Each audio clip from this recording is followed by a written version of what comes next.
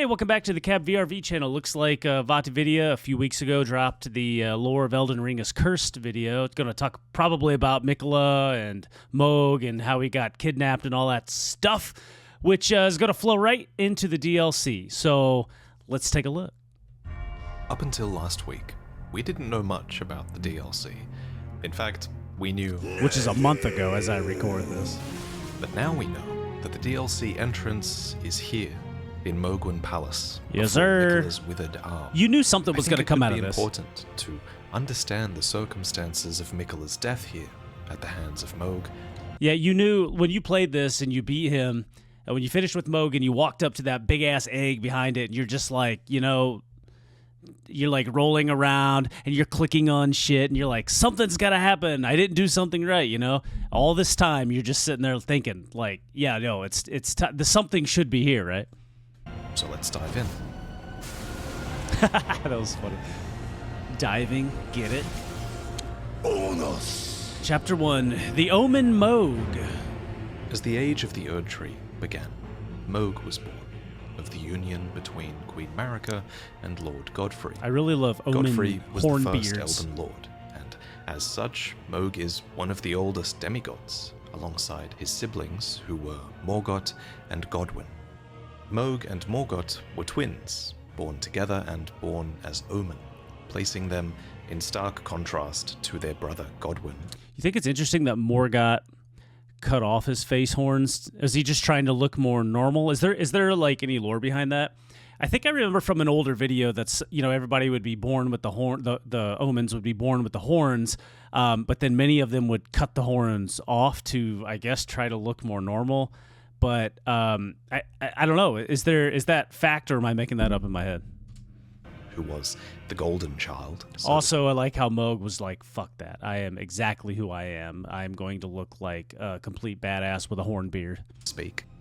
Omen, like Mogh, I gotta go back and hear what he just said. As Omen, placing them in stark contrast to their brother Godwyn, who was the golden child, so to speak. Omen, like Pretty boy. Mogh and Morgott, on the other hand, were considered to be cursed. But what are the Omen?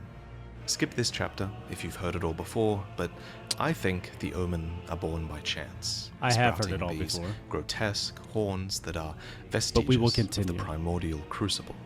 So what is the crucible?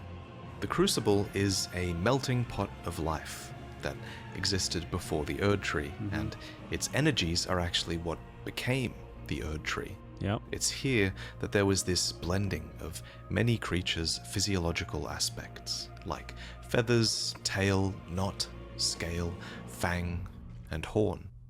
Ooh. What's truly noteworthy about these aspects Imagine is giving that birth to that. they would sometimes come to grow on creatures that weren't supposed to have them. For example, kill a deer or sheep, or even an ancestral follower in the lands between, and there's a tiny chance that you'll receive a budding horn, which I think are not unlike the horns of the Omen. The budding horn reads, "This horn began to sprout on a beast that typically bears no horn." I don't know that I've ever picked one of those up. Or honestly, there's like 1,000 items in the game. I may have just forgotten. Perhaps it is a vestige of the primordial crucible. Cool. According to the crucible talismans, there was a time when these aspects, like horns, were once considered signifiers of the divine. And that makes some sense because these aspects stem from the crucible, which did become the Erd Tree, so why wouldn't they be considered holy?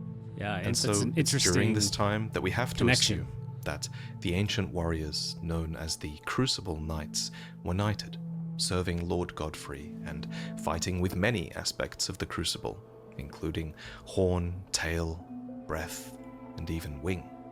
But fast forward to the current age, Oh, I saw that in the DLC preview. I'm about to get my wings set. Crucible Knights are lost, scattered all over the lands between, fighting for different causes or for no cause at all. And that's because Queen Marika's Golden Order abandoned them. The Crucible Gauntlets reveal that, in time, the strength shown by these knights, and even their appearance, came to be looked upon with scorn for having such close resemblance to chaos. I really like that storyline because I think it matches a lot in the realities of history. How you have countries or empires, and how they kind of rise and fall over time.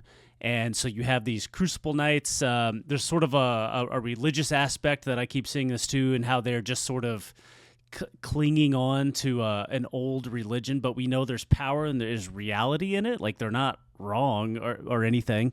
But yeah, over time, the collective conscious will look at a group, as humans, we love grouping things, right? We'll look at a group of people and be like, oh, God, the Crucible Knights, or, insert your group, right? It's pretty crazy.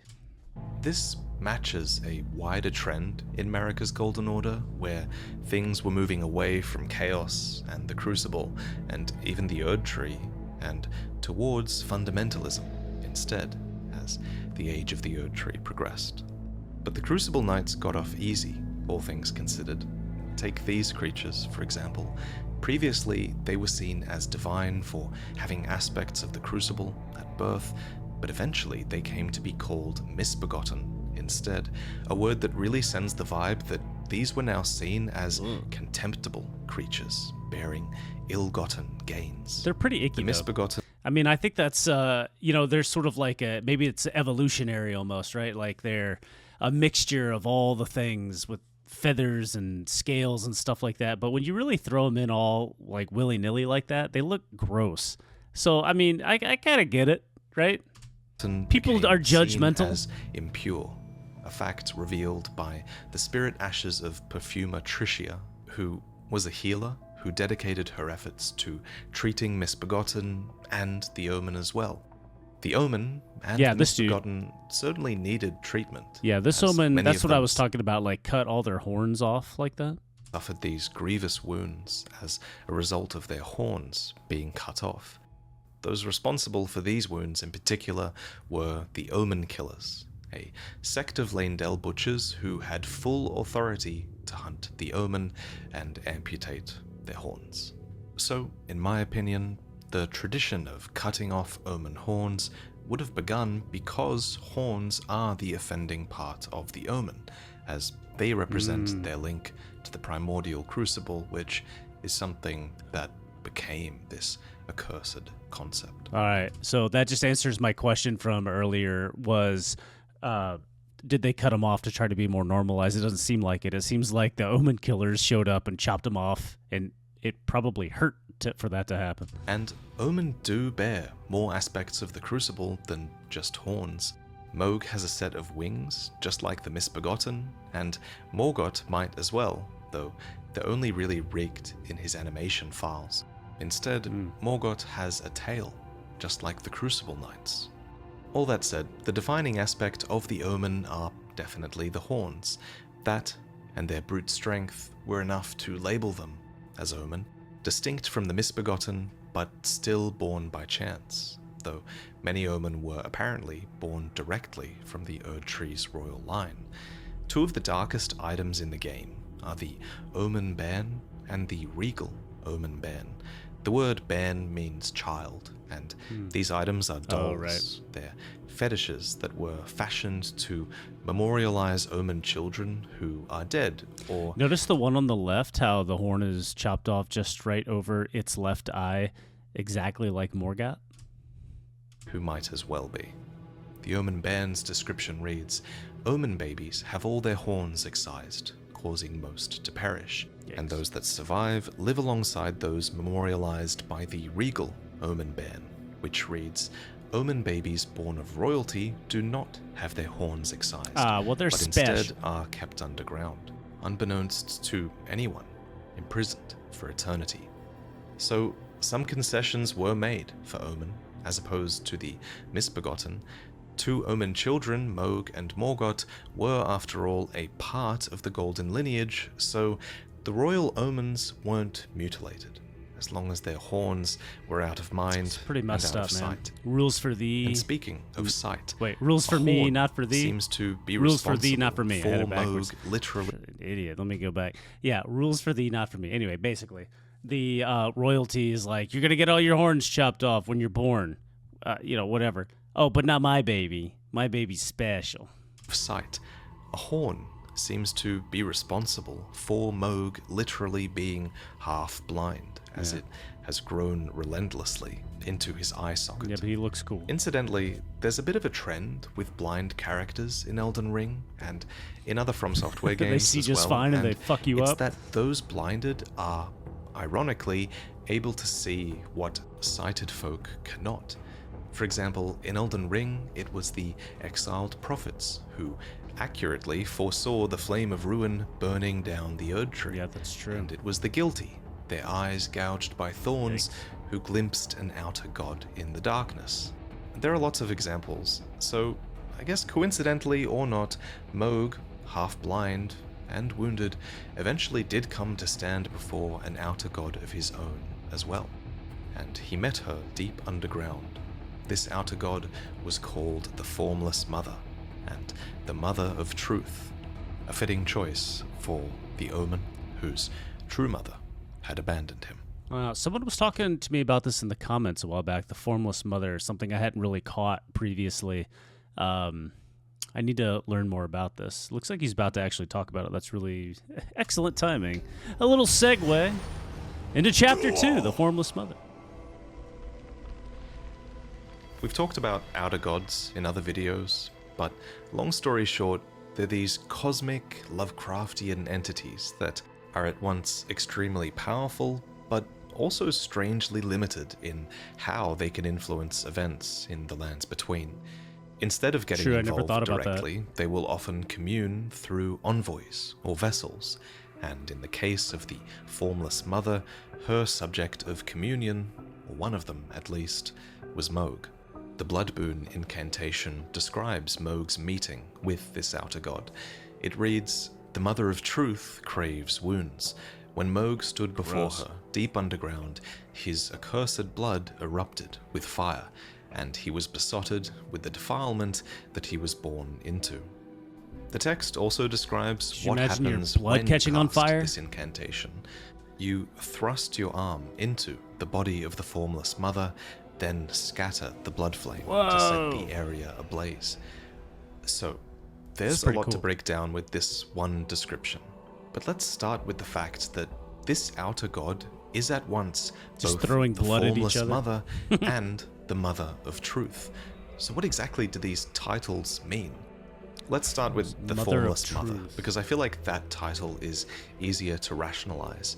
She is likely formless because liquid blood is her essence. Incidentally, like the word formless is also used to describe the Dragon Communion Seal in Elden Ring, which is also made of blood. But let's cast our net beyond. Wow, that's interesting. The Dragon Communion Seal is formless and made of blood. I wonder if that's related. Ring to Bloodborne, where an extremely relevant parallel to the Formless Mother exists in the character of Formless Erden, which is also an outer god of sorts. The Erden Carol rune states that blood is the essence of the formless Great One, Erden, and while I absolutely think that the universes of Bloodborne and Elden Ring are separate, I'm confident that From Software are reusing a concept from Bloodborne here in Elden Ring. So it is that confident that... That's okay. You could reuse anything you want from Bloodborne and Elden Ring, or any game, because Bloodborne is an amazing game. Blood is also the essence of the Formless Mother.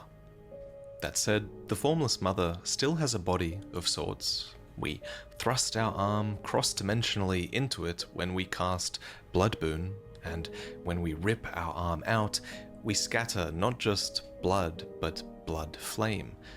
Thus, while I think the Formless Mother absolutely has an affinity for any blood, I think her essence is, more accurately, blood flame. And she's not the only outer god with a flame of her own. The Fell God has Giant's Flame. Death has Black Flame and Ghost Flame. Frenzy has Frenzy Flame, and you could even theorize that the Greater Will has the golden fire that spews from the mouth of the Elden Beast. Yeah, I could see that. Placidusax. Sure looks like it. So, flame is commonly... Placidusax? What? I always said, what, Placidusax? This is one thing from these videos that I get. It's that I learned how to pronounce things correctly. It's a real educational experience for me. Sign of an outer god's essence, and I think the Formless Mother is no different, with a blood flame that continues to threaten rupture on those afflicted long after it touches their flesh. It's pretty cool. The Formless Mother's other title is the Mother of Truth, and this title is a lot harder to interpret. The Mother of Truth. What truth? The only character that we know of that the Mother of Truth has appeared before is Mogh, so we're kind of forced to judge her character through his. And while I guess it's possible that the Mother of Truth venerates the absolute truth or a broader truth, the fact that she chooses to act through Mogh is at least a little bit telling. We know that but does she choose to act through Mogh? Like, if I'm just sitting there chilling, I don't know if I would be chosen necessarily. I mean, Mogh has reason, intent. He's doing things. You know, they maybe kind of came together. Like choosing Mogh is really them on a path, like a collision course with each other, right? Those power upon accursed blood, and I think this preference for accursed blood might be a part of the truth that she represents. I think she might prefer to act through those who are unfairly cursed, like the Omen, like Mogh. And I say unfairly cursed because that's kind of what curses are always in From Software games. Curses are always the domain of the gods, and they're always delivered pretty heavy-handedly. Take Dark Souls, for example, where Gwyn... I really like that he keeps referencing other FromSoft games. God refused to relinquish his Age of Fire, opting instead to curse humanity with undeath, so that they might fuel his fire until the world turns to ash. Pretty over the top, right? And Queen Marika is actually very similar to Gwyn in that she's a god who arrogantly thinks her order is perfect to the point where she'll do anything to try and preserve it. Her hubris is alluded to in the Mending Rune of Perfect Order description, which states that the current imperfection of the Golden Order, or instability of ideology, can be blamed upon the fickleness of the gods no better than men. And it's this same hubris that led to the scorn of the Crucible, and I think the curse upon the Omen as well. To make things even more unfair for the Omen, their curse appears to largely be one of perception, of hate. The Omen Bairn description conflates these two things. Yeah, that makes sense, that they're just normal. They're normal people, basically, they just look different.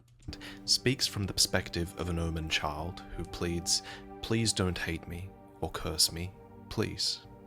I also think this notion of curses being unfair is explored further in the Dung Eater's questline, where the Dung Eater goes around defiling others and spreading the Omen curse. He calls this defilement his cursed blessing, because if he defiles everyone, in the end, everyone will be cursed, and therefore no one will be. Thus, in his ending, a sort of cursed justice is restored to the world. Elden Ring has this consistent theme. If everyone is cursed, then no one is cursed. I mean, that's not that deep, but I don't know, it kind of hit me in an interesting way. That's a really interesting idea. Where characters turn their curse into their strength, and I think the Dung Eater and Mogh are perfect examples of that. And this is just my theory, but I think the Mother of Truth might bestow power upon the accursed because the truth is that curses of the gods are unfairly given. There should be nothing wrong with being born with Omen horns, right? Yeah, but honestly, his horn, he got the short stick on the horns. His look way jagged and messed up. Just this genetic trait, a vestige of the primordial crucible that was once even considered divine. But thanks to the Golden Order, these creatures are now considered omens instead. So I'd like to argue that this unfairness is why the Mother of Truth bestows power upon accursed blood. But, of course, this is just my theory, and I welcome any challenges to it in the comments. I think challenging each other respectfully is how we can get a bit closer to the truth. Speaking of, I saw arguments ages ago that stated that the Formless Mother is responsible for the curse of the Omen, but I'd like to challenge that idea. I'm not sure it can be correct. See, like, look at this dude's horns. He has symmetrical horns, pyramid horns. Why can't, have some nice, smooth pyramid horns?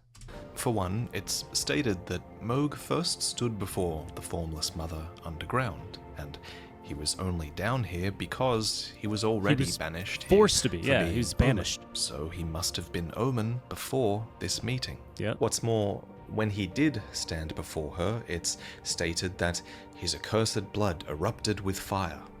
Thus, his blood was already accursed when it erupted with fire. All right. Finally, it says Mogh was besotted that. with the defilement that he was born into.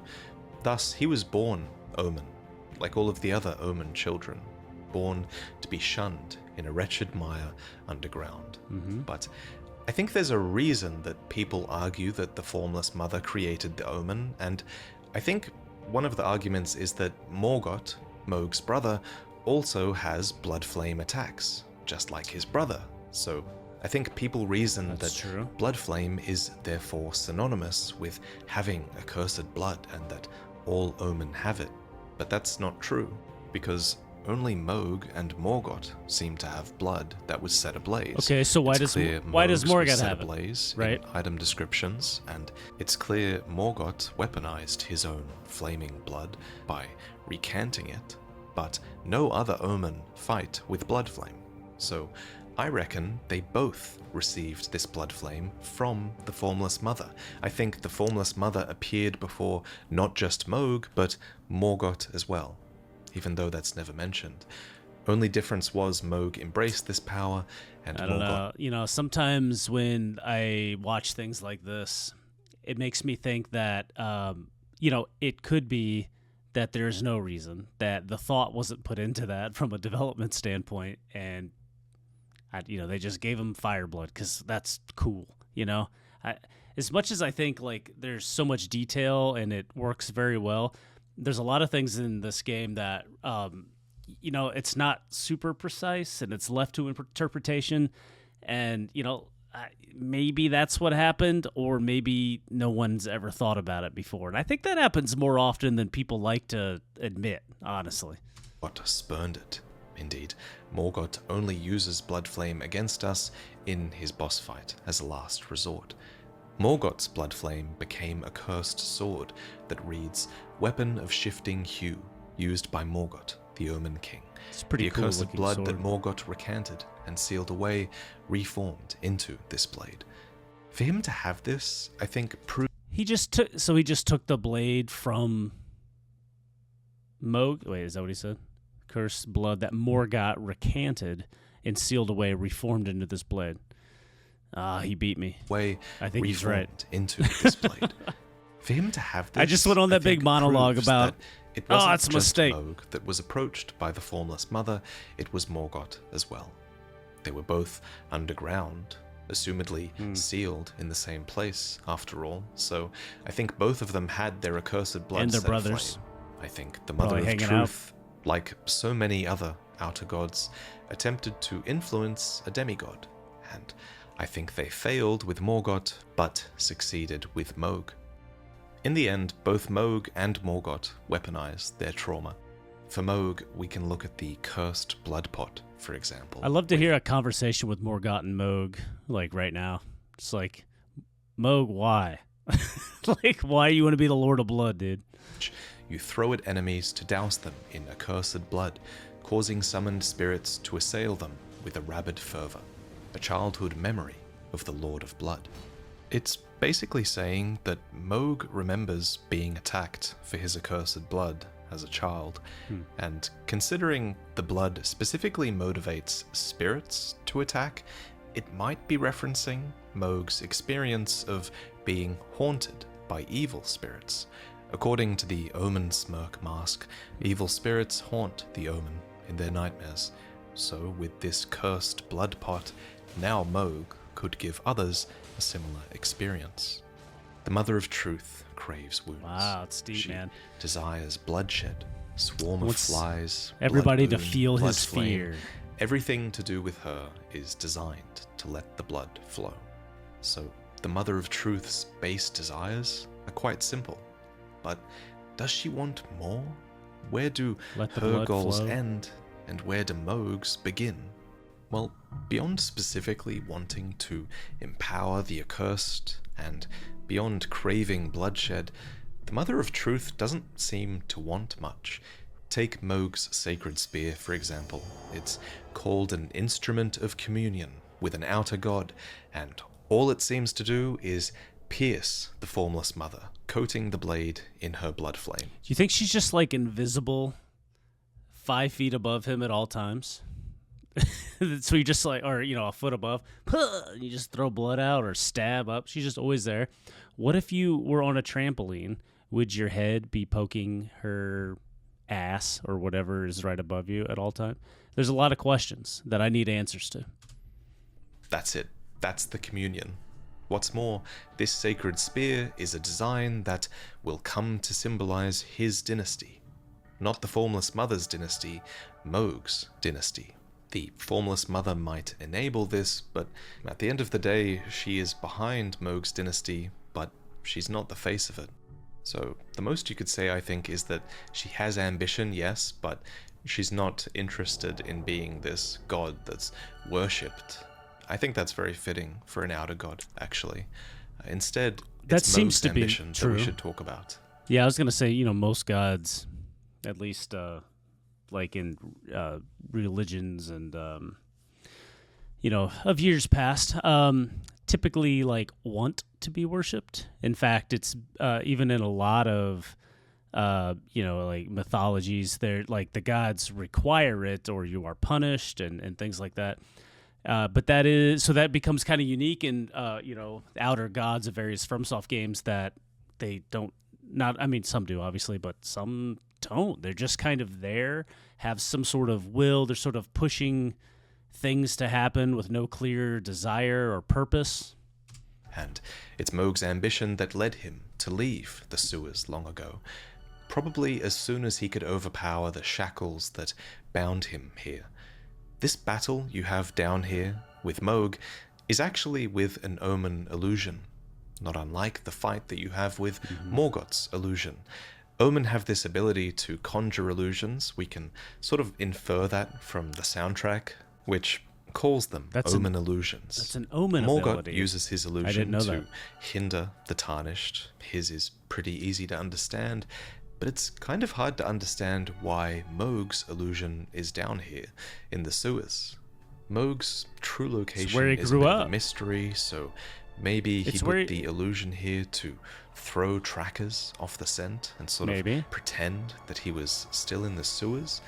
Or did he leave it here to prevent access to the frenzied flame? Because his brother Morgoth does something similar down here after all. True. This illusion of Mogh might even be conjured up by Morgoth, because I just noticed that it seems to erupt into golden particles when it's defeated. Still, it's impossible. I think to know that's for just sure. because it's an Anyway, illusion, though. nearby you can find an omen shackle. These shackles have lost most of their power now, and indeed Mogh has long escaped the sewers, and not even the All-Knowing knows where to find him.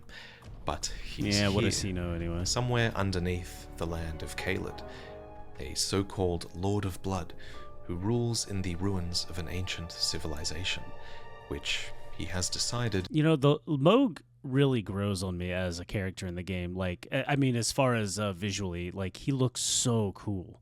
Like, look at what we're looking at right now. Like, this is cool as shit. Just all dark red and his blood and his horn beard and his big teeth. Like, he kicks ass. He looks so cool. Will be the seat of his coming dynasty.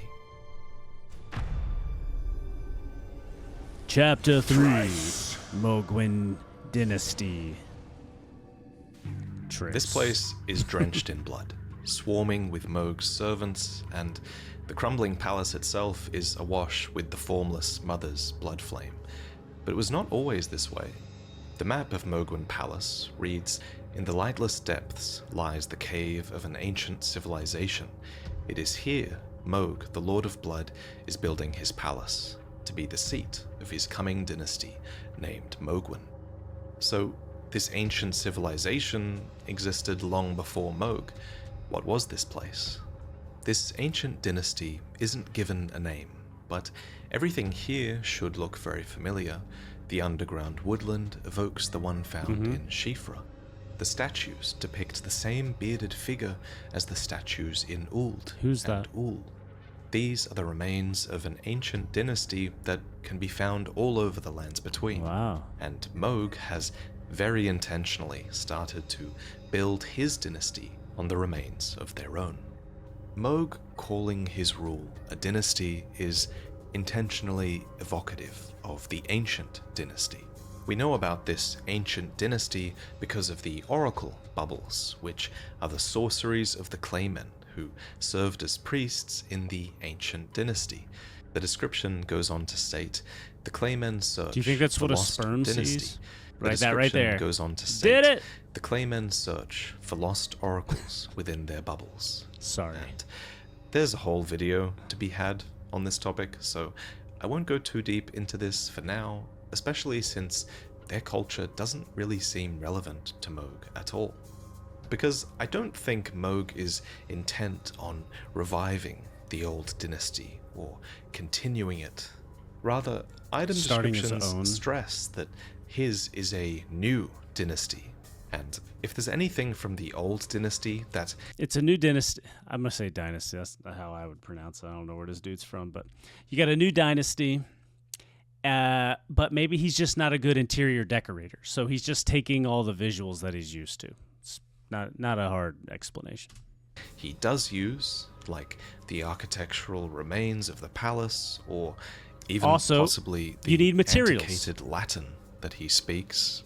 I feel he might be trying to evoke the old dynasty because he might have envied how widespread the old dynasty was, and I think he wants his dynasty to have Makes this sense. air of legitimacy, something it sorely lacks at the moment. That's Mogh's true. new dynasty is very different from the old. The Swarm of Flies incantation sums it up well and reads, "The new palace of the Lord of Blood lies in a swamp of festering blood." These flies can be cast as a Blood Oath incantation, which are spells directly linked to Mogh's own power. But aside from the incantation, these flies also spawn from the blood-tainted excrement that you can loot in this area, which contain Blood-tainted dense colonies of crap. tiny eggs of unknown but assuredly revolting origin. The roped fly pot elaborates, stating, "The maggots found in waste feed on blood and turn into vicious flies that are pitiably short-lived. Their fangs inflict countless lacerations on the victim, while the grating sound of their wings assails their sanity. And specifically, these flies Wow. spawn from That's the gross. excrement of carnivorous beasts, of which there are now many in the new dynasty, all festering with these bloody pustules and being even tougher than their kin on the surface. So, yeah, not a great place. And yet, Oh, many it's disenfranchised great. beings still seem to choose to reside here, soaking in the festering blood. Look at him Which brings us to the Albinorics. with their here. little open horns. In a way, on the an Albinorics Albinoric. themselves have V2. accursed blood, not unlike the Omen. The Albinoric blood clot reads, "Albinorics are life forms made by human hands. Thus, many believe them to live impure lives, untouched by the Erd Tree's grace." Now, this is just my own speculation. Okay, but why did all of these down here? I think they're red because they're just like they live in the swamp. I mean, how you'd be red? You're covered in blood, but they have omen horns on the top. We know that the Formless Mother bestows power upon accursed blood. Are they So do made you like think that? Maybe it's fitting that of all the creatures in this blood-soaked land, many of the Albinorics have found a way to weaponize the blood. I think they've accepted Mogh's tainted blood quite well. The red Albinorics stand apart from their silverkin, who sit dejectedly upon Yeah. the cliff face.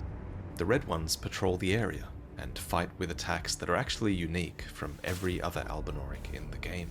Look at that. Even their model is a little bit unique, beyond just being red.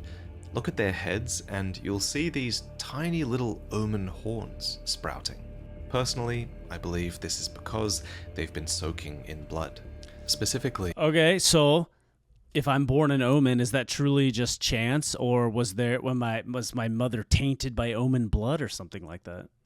I think they've been tainted by Mogh's omen blood. Whoa! We know from the seedbed curse Genius. icon and the Dung Eater questline that it's possible to spread omen horns, or at least that horns are an aspect of a defilement that can be spread. So I think that explains why they're sprouting horns here. And there is also evidence that reveals Mogh was attempting to share his accursed blood with others. This leads us to Vare and the war surgeons who were abducted by Mogh, who wanted to see if they could tame the accursed blood. Can you do it? Yes, you can. Knights of the New Dynasty. As you enter the Mogwen Palace grounds, 3 white-robed invaders assail you, one after the other. These are the nameless white masks, and they kind of have fascinating lore to speak of. The white masks wear the war surgeon gown, which marks them as war surgeons, who were effectively mercy killers. The dagger talisman elaborates, stating that the white-garbed field surgeons come to the aid of friend and foe alike by dealing a final deadly thrust to spare them from the prolonged agony of a mortal wound. So their name is a bit misleading, as there isn't really any surgery occurring. All they are is just kill stealers. Everybody else does all the work, and they just show up to get the kill in the end with one little stab. They're jerks. Here that could save someone's life.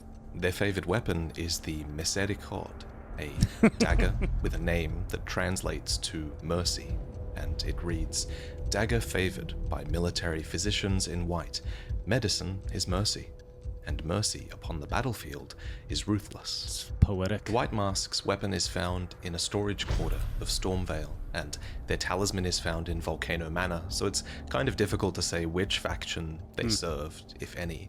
After all, they delivered death equally to friend and foe, so they were probably a common sight on the battlefields of the Shattering, regardless of their allegiance.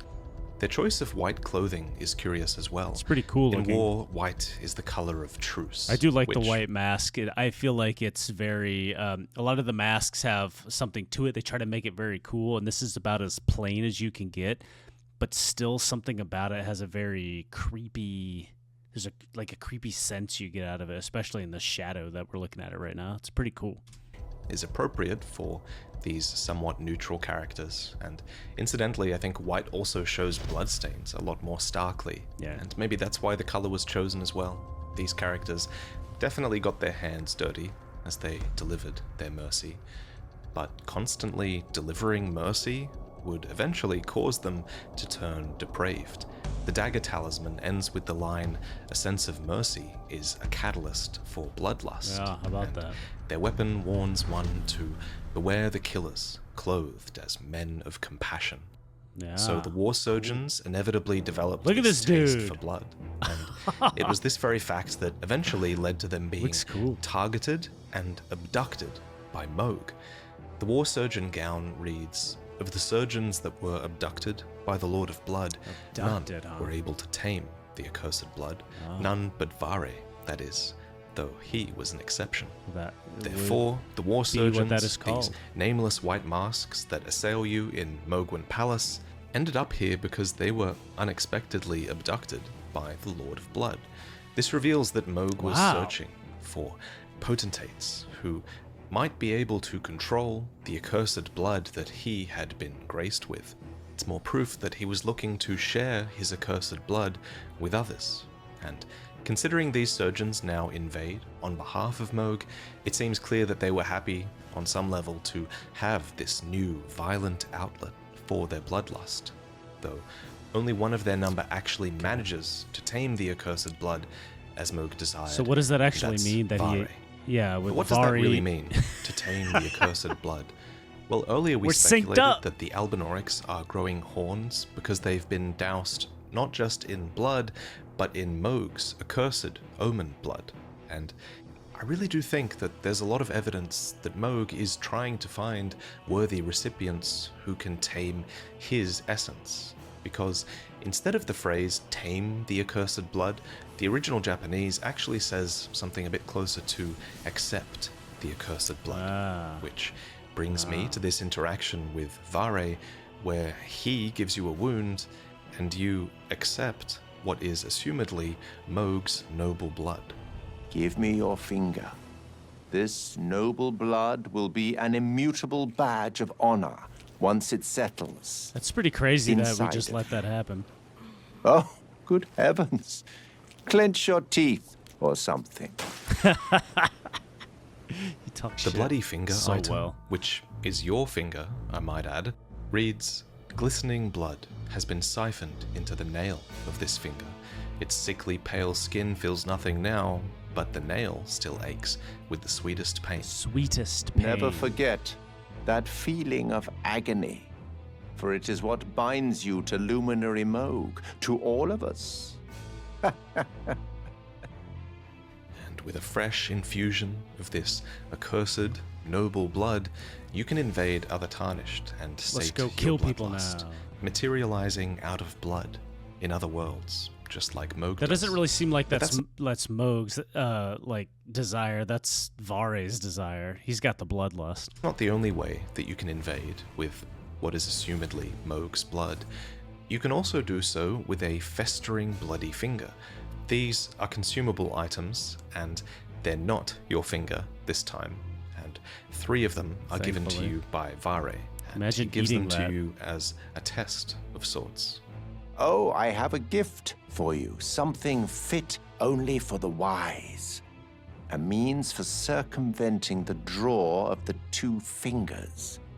Give it a try, won't you? Vare is hoping that you'll use these to fuel a bloodlust of your own, thereby distracting you from Possibly the best helmet in the game. Just gonna throw that out there. Exposed brain. the allure of the 2 fingers, who have other plans for you as a tarnished. And if you prove this bloodlust to Vare, you'll be inducted into their order, and you'll have blood infused into you, perhaps as he and other war surgeons once received. I knew it from the very So what am I start. getting here? Vare was trying to recruit us into like Mogh's crew. Is that what I should take from this? And if so, when we showed up, why did Vare try to kill us? Why wouldn't he have just been like, "Welcome to the palace. You made it." But you have a taste for noble blood. As opposed to the bloody finger you can receive, these consumable, festering bloody fingers are blackened with blood congestion. And if you look closely, Yeah. what looked like Omen horns? horns appear to be writhing at the end, reinforcing the idea again that it's Mogh's accursed blood that had been injected into these fingers before they were cut off. As additional evidence, Mogh also offers Okina the life of a demon and allows him to invade, suggesting it's Mogh's blood in the fingers that enables these invasions. The description goes on to state that these festering fingers have been chopped off rather unceremoniously. The lack of ceremony indicates a measure of disappointment with the owner of these fingers, I think. Okay. And that's why I agree think with that. these fingers once belonged to other inductees. Maybe not that there is disappointment, but there's lack of any sort of care at all. Just like the nameless war surgeons who failed to accept the infusion of Mogh's blood. Note this dialogue from Vare if you deny him. You will die nameless, without ceremony. Without So ceremony. the nameless Wow, what a war cool surgeons connection. are likely also those whose fingers were unceremoniously Yep. chopped off, it seems. They're a warning of what could happen to you if you listen to Vare's speech, which is enticing in its splendor, but full of deadly consequence. Despite this harsh treatment of his subjects, Mogh is different to the 2 fingers, according to Vare, at least. And one of the key differences, apparently. I really like his weapon too. I always thought a weird like rose bouquet of blood was such an interesting idea. It's like one of the most creative weapons in the game. According to Vare, at least. And one of the key differences, apparently, is love. In his dialogue, Vare laments that the two fingers have no love for the Tarnished, but Mogh does, he says. Incidentally, the Tarnished are kind of related to Mogh via Godfrey, in a way. We're all of the same bloodline, so I guess it is true that we are at least somewhat alike. Oh! Vare really is very loyal to Mogh, and indeed, Clearly. amongst all the war surgeons, Vare is actually the only one that's capable of incanting Blood Flame Blade, a spell that coats his weapon with what we know is the essence of the Formless Mother. Yeah, I mean, he sucks for sure. Like Vare is not cool, but you can't discount the power and like the technique. Like he's learned a lot from Mogh. He can do a lot. Like he's a good right-hand man. Vare has been granted strength beyond any other character in Mogh's dynasty, it seems, and Vare is, no doubt, eventually very disappointed in you when you teleport to the palace early, before the new dynasty has even begun. Okay. This is what leads to an optional confrontation with Vare and his death. It was optional. I did not recall that. So that answers my question that I had a few minutes ago. Why was he mad in the first place? Because I got there early. And then there's an optional confrontation with him that I don't quite remember being optional, but apparently it was. So there you go. Oh, luminary Mogh, please grant the strength you promised. I have given everything. You can teleport to Mogwin Palace early with the Pure Blood Knight's medal, which is something Vare gives you if you prove yourself to him. I've gone out of my way to provide one to you, but you mustn't use it just yet. The meeting must wait until the Mogwin dynasty commences. Luminary Mogh yet Okay. slumbers That makes beside the sense. divinity. That makes sense. Now that we've been inducted, we start to see Mogh's luminary vision and can learn how Mogwin dynasty is supposed to come about. The Lord of Blood's exaltation talisman explains, reading, "Render up your offerings of blood to your lord, drench my consort's chamber, slake his cocoon's thirst. His awakening shall herald the dawn of our dynasty." Bring more blood So he's specifically saying onto the that others cocoon. should make offerings to Miquella. onto the And cocoon. I think the and ones to he's Miquella. telling to Interesting. make the offerings would be his bloody fingers. By invading yeah. and killing, I think we might just be making offerings of others. And I think also these offerings would be made by the sanguine nobles, who are just as aggressive as the bloody fingers are if you find them out in the open world. For example, this is one of many sanguine nobles, and Awesome. you fight them here at the Rose Church in Leonia. It's I love likely that. named after I the like. blood I love how they come out of the blood like that, just like how Mogh does. It's super cool looking. rose, which is an item deeply related to all things bloody. And the building itself is a sort of parish. It's a church that operates in a foreign land, and it's no coincidence that it's here that Vare attempts to recruit you. In fact, the enemy inside the church is supposedly a recruiter as well, although I kind of question their recruiting techniques. The sanguine noble hood is worn by nobles who serve the Lord of Blood, and reads, Join me known to while I strike stab you from in the pools face." of blood. These assassins are missionaries, come to share the gospel of accursed blood. Just like the red Albinorix, the Have you sanguine accepted nobles Mogh as have your Lord and started Savior? to grow omen horns, and their rank seems to exceed that of the Albinorix, as can be inferred by the noble in Mogwin Palace, who stands before a crowd of Albinorix. Again, rather than being true omen, I think this is another instance where being infused with Mogh's accursed blood has led to their horns growing, a cursed blessing, as the Dung Eater would say. Their robes go on to read, "The grand metallic pattern on the shoulder is a signifier of the noble rank they intend to claim upon the advent of the new dynasty they are working to install.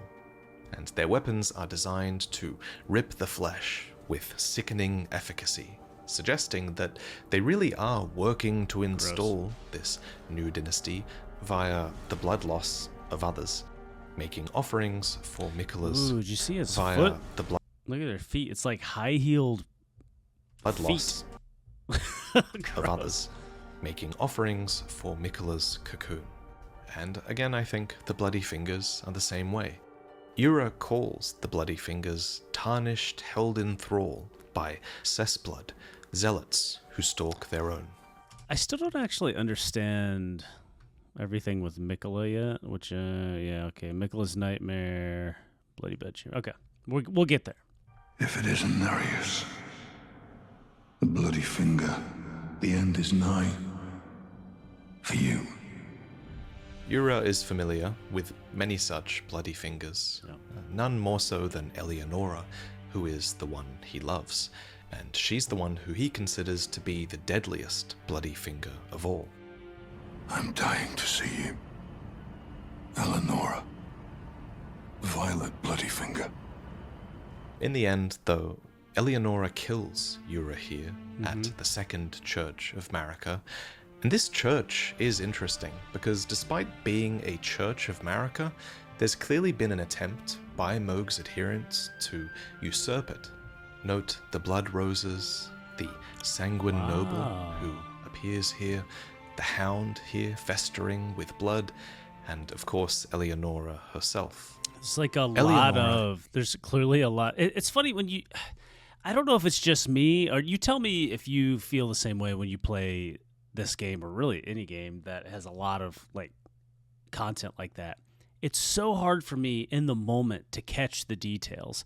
Like, to me, I'm walking up to one of, thousands of pieces of imagery, that are around this entire game, and a dog comes up and tries to kill me. I'm just whacking at a dog. Like, I might not even notice it's festering and put that together. Like, where else have I seen that and what's going on here? I just don't catch things like that in game. That's why I think these videos are so fun to watch. They just give me a lot of detail that I don't catch as I play it.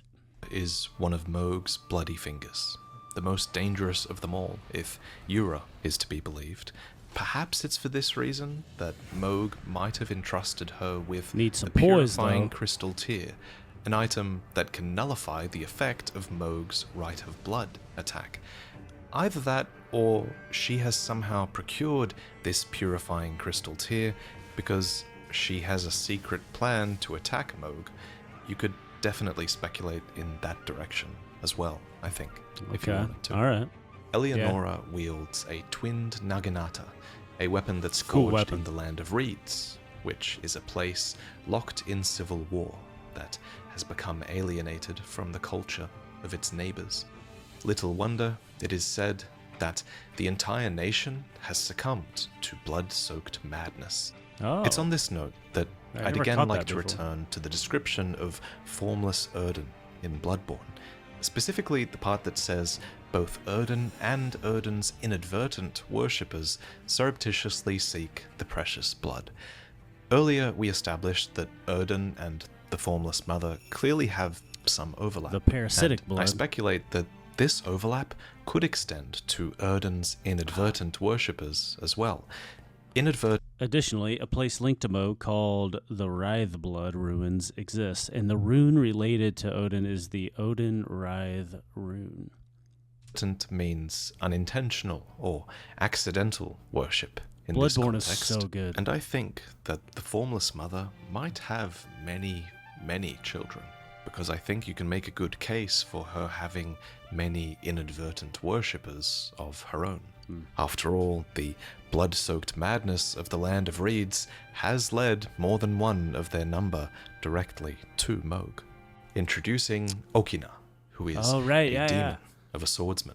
His bloodlust led him into combat with Mogh himself, and his sword tells of this story, stating, when Mogh, the Lord of Blood, first felt Okina's sword, and madness upon his flesh, he had a proposal to offer Okina the life of a demon, whose thirst would never go unsated. Yeah, he got scared. No, whatever. He got scared. He's like, oh, shit, that hurt. Wait. Don't do it. Hold up. I got an idea. So it was that Okina became a bloody finger of Mogh, cutting down his enemies with rivers of blood, a cursed sword which has felled countless men. Weapons like these are really powerful when paired with the Lord of Blood's Exaltation talisman, which gives you an attack boost if blood loss is triggered in the vicinity. And one amazing little lore detail is that this Captain of Godric actually gets the attack power buff whenever there's blood loss nearby, hinting that he's actually carrying the Lord of Blood's Exaltation talisman, and that he is thus an adherent of Mogh.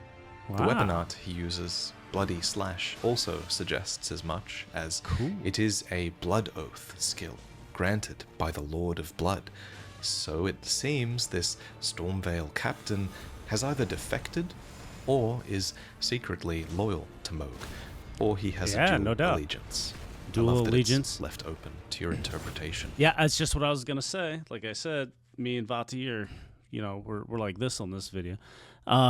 Yeah, you could do anything. Like, if you want to follow Mogh, you go follow Mogh. It's just like you as the character. Like, all the NPCs don't necessarily just follow exactly what they're supposed to follow. Like, you're walking around and you'll see this dude, and yeah, he follows Mogh. Why not? He ran into him once, or he heard something, he read something, he got interested, he got pulled into that religion. I might overuse the word, but yeah, like he gets pulled into it. Anybody could be anything in this game. The talisman itself is dropped by Esgar, I love a priest of blood found in the catacombs below Lane Dell, the same place where Mogh first met the Mother of Truth. He wears the robes of an adherent of Mogh, except for his great hood, which reads, a burial shroud of sorts, for those who discover, at long last, the truth they sought. I think this could be hinting that Esgar found the Mother of Truth here below, but it's hard to say for sure. Speaking of which, it's unclear if Mogh has ever shared the fact that he communes with the formless mother at all. Most worship of her appears to be really indirect, and bloodshed for the sake of bloodshed seems reason enough for her, and those that perform it as well. Perhaps it's for this reason that the All-Knowing casts doubt on Mogh's title, calling him the so-called Lord of Blood. Oh, so that's where the so-called Lord of Blood was hiding himself, eh? Perhaps this lack of clarity about Mogh's rule is why even item description...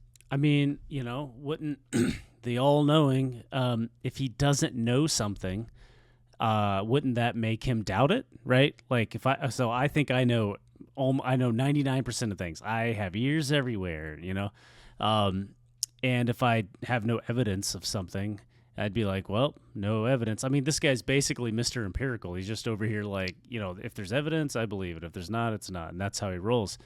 He sees no evidence. Cast doubt on Mogh, who is the reigning lord and hierarch of the coming dynasty of Mohgwyn, or perhaps a raving lunatic. After all, can blood offerings really lead to the awakening of Miquella? The remembrance of the Blood Lord does state that no matter how much of his bloody bedchamber he tried to share, he received no response from the young Empyrean. But Mogh needs Miquella to awaken, because Mogh doesn't just want to be a ruler, he wants legitimacy in the eyes of the world.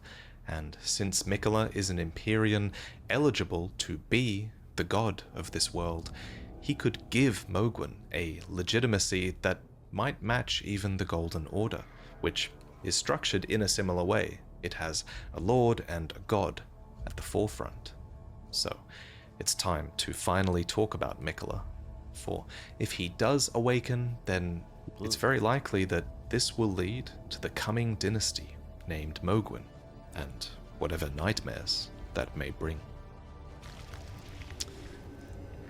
Pretty excited about this. Super good timing for him to make this video too. Like, he didn't really know when the DLC was going to come out, and he could have made this could have been his second video. Like, let's talk about Mogh. But it's really cool that he kind of saved that to the end, right before DLC time. Whatever nightmares that may bring is an extremely ominous line, especially considering Miquella has a dreaming alter ego. So to explain that quickly, like many other characters in the game, Miquella has a duality to his character. On one hand, you have Miquella, the unalloyed, who helped his sister resist the effects of the Scarlet Rot, who grew a home for the low and the meek, and who is cursed with eternal youth.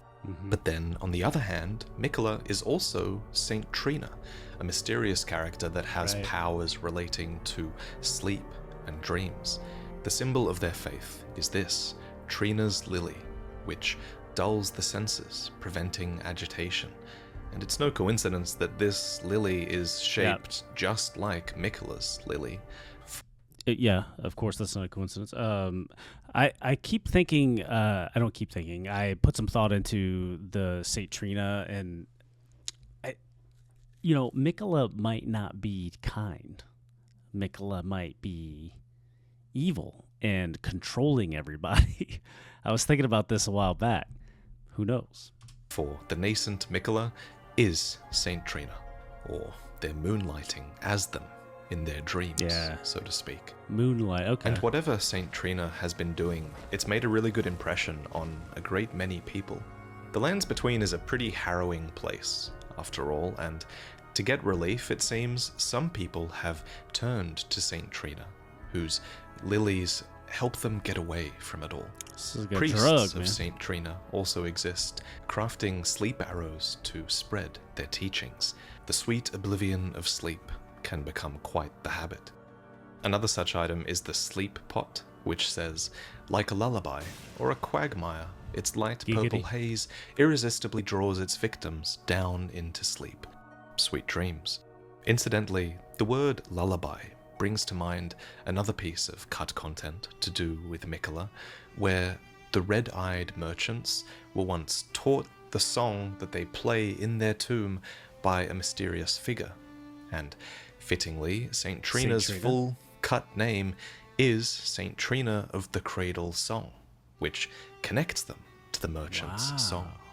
In cut merchant dialogue, it's stated that the one who sang for them now sings no longer. The singer is missing, just like Saint Trina, because the one who sang was Saint Trina. And we don't really have to just rely on cut content to tell us of that fact. An item called Favor's Cookbook suggests that Saint Trina is missing as well, as it is a record of crafting techniques left by a man who was utterly captivated by Saint Trina. He continued the search for her in his slumber. So he was searching for her because Saint Trina went missing. Also, Saint Trina's sword reads, Saint Trina is an enigmatic figure. Some say she is a comely young girl. Others are sure he is a boy. Look at all this. The only certainty is that their appearance was as sudden as their disappearance. So Saint Trina went missing. Okay, I'm Returning convinced. to cut dialogue, we also Saint Trina is clearly, it's obvious. We know this, right?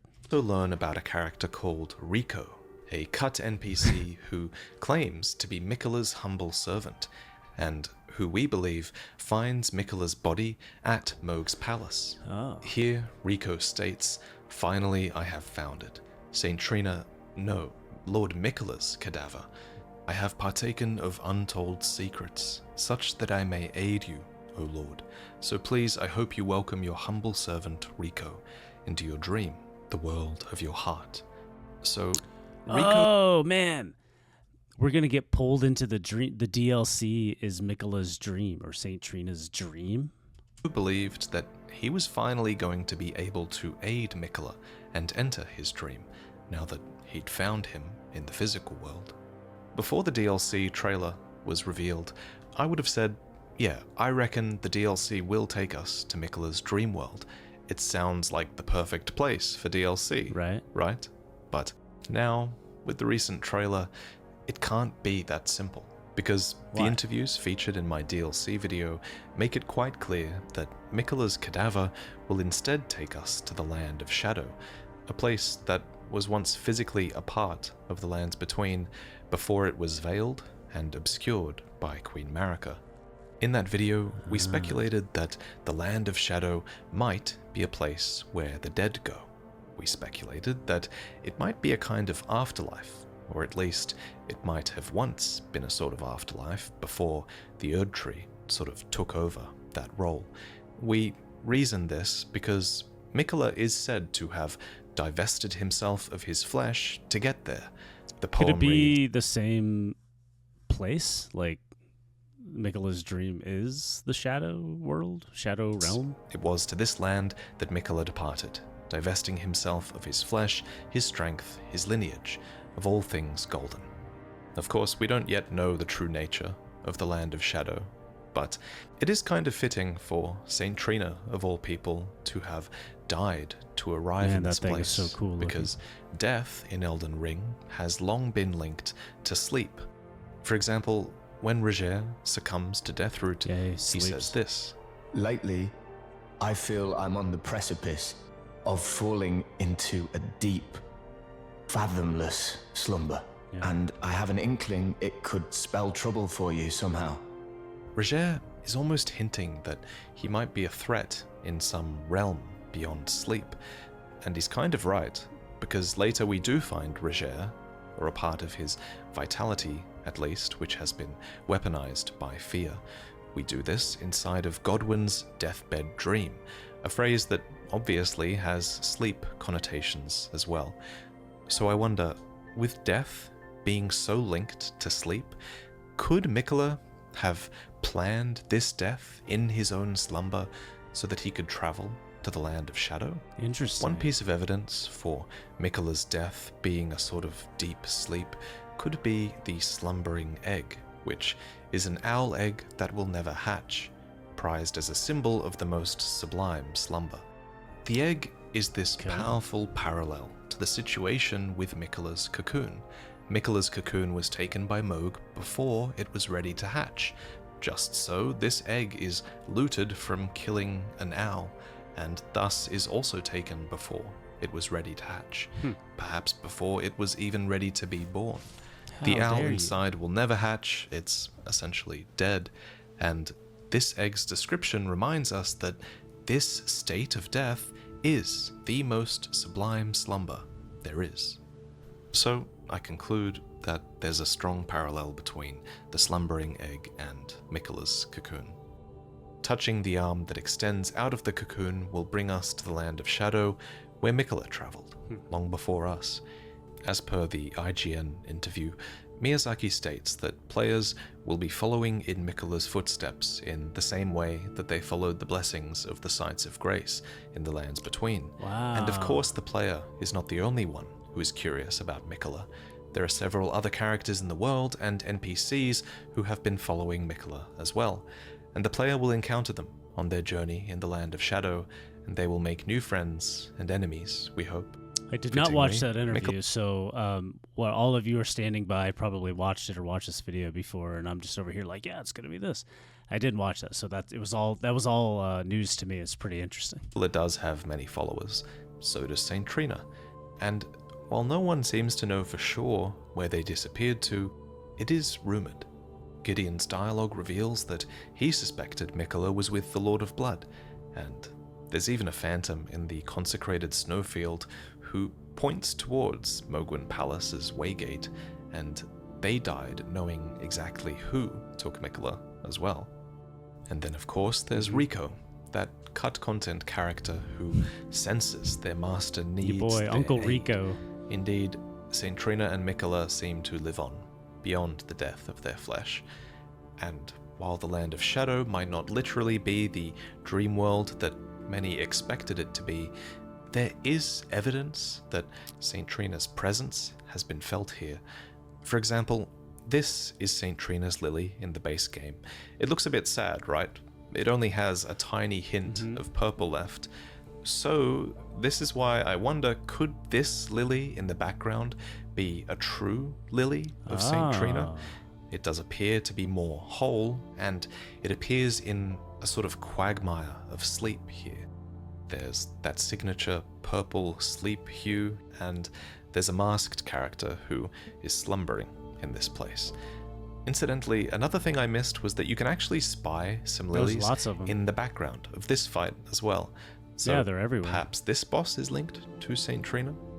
But I digress.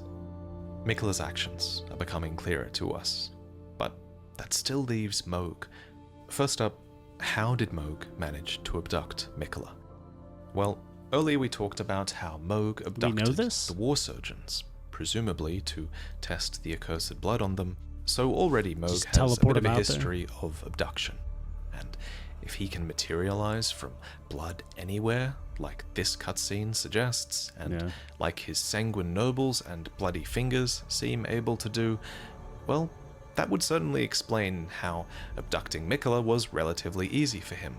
Okay, so you got to wait for somebody to die, right? If you can only come out of a pool of blood, then you need blood to exist. So, who was around Miquella who died to be able to pop out of the blood?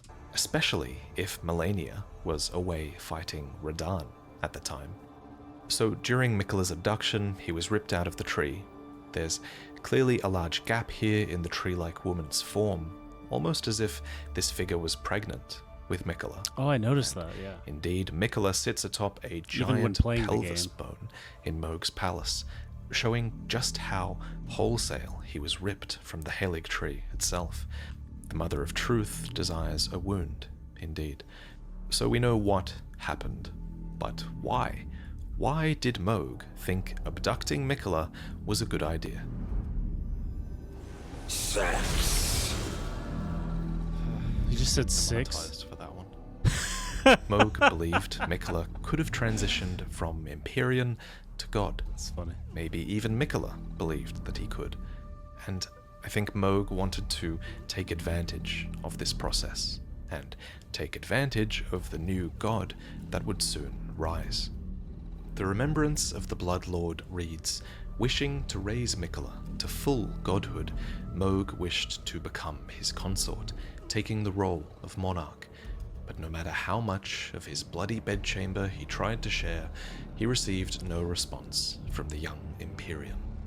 Really, Mogh, it feels kind of sad. Like, this dude's getting nowhere. He can't do it himself. He needs someone else to do it. He's got to steal this kid and then go try to make him, like, use him, basically. The wording of bedchamber is appropriate, like, considering Mogh is trying to consort with Miquella and become his lord, so to speak. And it being a bloody bedchamber is appropriate too, as items state that Mogh slumbers beside the divinity, and the cutscene seems to be suggesting that Mogh slumbers inside of Miquella's blood. Also, it's very fitting that they use the word slumber here. Dearest Miquella, you must abide alone a while. Oh, right. So if Mogh becomes his consort, then Mogh will become a lord of sorts, not unlike the dynamic with the Elden. He lives inside his blood, in his body. That is weird. Lord. A lord of sorts, not unlike the dynamic with the Elden Lord that has existed throughout history, where they become consort to their god. But the real question that remains is, how exactly does Miquella become a god in this situation? Considering Miquella's positioning in the womb of this giant tree-like woman, it's easy to assume that what he was attempting was a sort of rebirth here. And this brings me back to Rico's dialogue, the final part, where he says, "Indeed, I beg you grant my wish, that when you transcend from Empyrean to God, allow me a place by your side." I wonder, what if I feel like cocoon... I feel like cutting Rico was smart, like, because it just gives it's too obvious, and they really like to play these things out, like, well, it could be this, you know, and not really give you the answers, and Rico's dialogue seems to give a lot of answers. Was part of this transition. It reminds me a lot of Berserk, which Miyazaki is endlessly inspired by, and Spoiler haven't alert read if you it. haven't yet seen it. I but haven't. A certain character here also achieves a similar I'm not transition gonna look. inside an egg, turning from human to a god of sorts. To become a I'm part of the avoiding eye god hand in contact, this moment 'cause I haven't read it. achieve his dream, Griffith has to make a sacrifice, and in the end, he chooses to betray his companions, branding them and sealing their fate. In my Miquella video, we draw a few parallels between Miquella and Griffith, and if Miquella is inspired by Griffith as much as I think, then that could be quite concerning, as there is a part of Melania's storyline as well that also seems to be setting up some betrayal to come, although that is, of course, just speculation. Okay. This is probably a good time to talk about the fact that Miquella does have some very ominous overtones to their character. For starters, Saint Trina has an adult form, and it's a one-eyed creature with this spooky mass of elevated hair that is carved upon Interesting. Saint I just assumed that was like a headband. Trina's torch. What's more, remember Saint Trina's sleep fog draws others down into sleep against their will. Sleep is a weapon. Saint Trina's sword makes that even more clear, as does Cut Content, which states, "The Saint of the Cradle Song has become the very symbol of lost repose, and the feeble of heart were powerless to resist her kindness, even upon the battlefield." So, in Cut Content, Man, I at hope I don't least, get put to the sleep on a Saint boss of Cradle Song actually fought in certain wars with kindness. So that description mentions Saint Trina's weaponized kindness, and so does this line from the trailer. Kind of a silly Pure word. and radiant, he wields love. Weaponized kindness, like, that's just kindness, right? If you stop violence via being kind to people, I don't, kind of twisting that into like a weapon is kind of a weird thing to say. This line from the trailer. Pure and radiant, he wields love to shrive clean the hearts of men. There is nothing more terrifying. Melania also calls Miquella the most fearsome Empyrean of all. And lastly, the common soldiers of the Halig Tree discovered a bitter truth as they awaited their lord's return to the Halig Tree. They discovered that Miquella's sacred light would trigger them to self-destruct in their final moments. Boom. But even so, they remained loyal, and I quote, "May the flash of our deaths guide Miquella's return." So in conclusion, it's for these reasons that I'm a bit concerned about this scary, dreaming demigod, and about the nightmares that might be incurred by Mogh's ritual with him inside. I mean, the we're cocoon. going to fight Miquella, Part right? of me wonders if the Did formless anyone mother think we weren't? was supposed to be a part of Miquella's ascension to God, considering the ritual happening in Mogwin Palace. That would fit because a few gods we see in Elden Ring do have an outer god as a patron of sorts. Melania has the outer god of rot, and she is destined to become the goddess of rot. Marika becomes a vessel for the Something Elden Ring. about giant wings. She is destined Look at that. to become the god. When Mogh's wings come out and they're just like massive, he looks so cool. Look how cool she looks. Goddess of rot. Marika becomes a vessel for the Elden Ring, and she is the god of the greater will, who is almost certainly an outer god as well. So all of that sort of answers how Miquella might become a god, as best we can, considering how abstract the game is with these terms. My next question is, though, did Miquella foresee any of this happening? The Bewitching Branch is an item Miquella that can see in the future? pierce a foe and turn them into a temporary ally, and it reads, "The Empyrean Miquella is loved by many people. Indeed, he has learned very well how to compel such affection." The wording here is kind of sinister, right? The fact that Miquella is capable of consciously compelling affection in order to get what he wants is very manipulative. Yeah. And if Miquella is Evil, capable right? of masterminding others' affections, who's to say he hasn't done the same with Mogh? Mogh's infatuation with Miquella is very obvious and very cursed, considering Miquella's eternal youth and the fact that Miquella is technically Mogh's half-brother. Again, Okay. I'm reminded of this. Okay, so maybe Mogh is not, using Miquella. Miquella's using Mogh. Scene with Griffith from Berserk, where Griffith spends a night with a powerful, perverted older man for money, which he needs to achieve his own goals. The man, Gennon, is obsessed with Griffith. But to Griffith, Gennon is nothing more than a stone lying on the side of the path he walks, and Griffith eventually discards him as such. In my Miquella video, we talked about just how much overlap there is between the characters of Miquella and Griffith, and so Can I watch Berserk? I know there's an anime. Can I watch some of it, or do I need to read the whole thing? You tell me. just can't shake the feeling that Miquella might be using Mogh here. But if that's true, why? What would Miquella stand to gain from masterminding this entire situation where he ends up dead and defiled? Before the DLC trailer dropped, I had imagined that Miquella's arm would take us into Miquella's dream world, and so I thought that Miquella might stand to benefit or suffer thanks to Mogh's actions upon his slumbering form. I thought he might have even been co-opting the formless mother for his ascension into a god. But now, from what we understand about the DLC trailer, the Land of Shadow is a place distinct from Miquella, so the answer becomes different. We know Miquella divested himself of his flesh and grace to get here, so it's harder to imagine that the bloody rituals happening in Mogwin are having any effect on Miquella's self. Mogh really might not be getting any response from Miquella for good reason.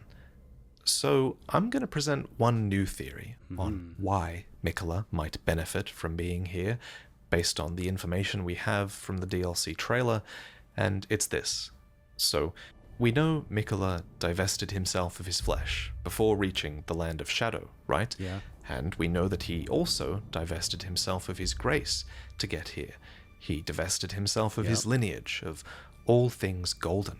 Divesting yourself of your flesh is hard enough, but divesting yourself of your grace is also difficult. Rani has difficulty with this in her quest line. She divests herself of her flesh, finally, but even then she's still linked to the two fingers and has to kill them to be freed completely. Yeah, so how did Miquella do this? What if Mogh was instrumental not just to the process of Miquella dying, but the process of Miquella losing his grace as well? What if, by being doused in accursed blood, Miquella was defiled to the point that grace left him fully? We know that those doused in Mogh's accursed blood start to grow omen horns, and the omen are graceless, and we know that being defiled imagine like an omen Miquella boss. Is something that many people in the lands between fear. The Dung Eater is proof of that. We talked earlier about how they defile people and how those people are terrified of what this means for them and their rebirth. So it is that I think that Miquella might have wanted to die in this manner, to fall into this state of sublime slumber, and also to be defiled to the point where grace leaves him. But that's just a theory, and of course, we don't have all of the pieces of the story yet, and I think it's impossible to say for sure which direction his story will go. I think this state of speculation is very much exactly where From Software wants us to be at this point. Even the All-Knowing doesn't know what's going on here. So Miquella was with the Lord of Blood after all. That is some fine intelligence indeed. I mean, come on, how many times has he not known what was going on? Even the All-Knowing doesn't know this. He don't know anything. Well, I wonder what comes next. If he continues his slumber within the cocoon, all would be well. But perhaps it would be safer to destroy it. Miquella is the one thing that remains a mystery to me. So, what do you think? Did Miquella anticipate being taken from the Halig tree? Will he be affected by the Lord of Blood's machinations? Mogh certainly believes so. In fact, Mogh believes this even beyond the very moment of his death. I feel like I've been convinced of this through watching this video and then some other things prior that, you know, Miquella is actually kind of evil and controls people via kindness, you know. I think I now believe that Mogh was used. I can see it. As clear as day. The coming of our dynasty. Mogh. Thanks for watching with me. I will see you at the DLC.